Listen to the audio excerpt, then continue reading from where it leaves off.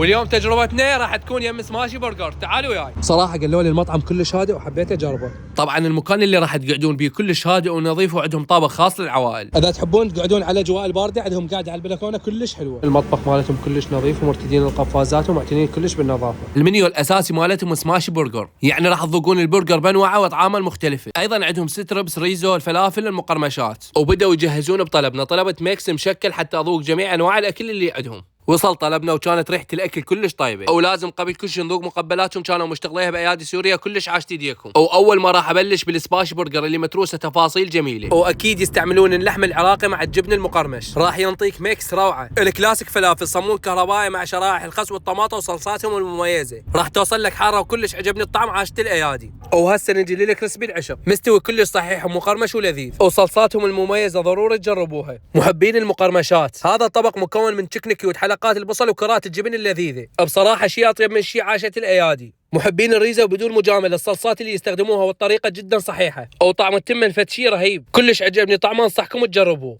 وعندهم وجبه الفنجر اللي ذايبه بالجبن والصلصات المميزه. اليوم كنت يم سماشي برجر، عنوانهم كربلاء، حي الحسين، شارع كهربايات المدار، مجاور هاي البنايه العاليه. لا تنسون اللايك واشتراك. تحياتي لكم.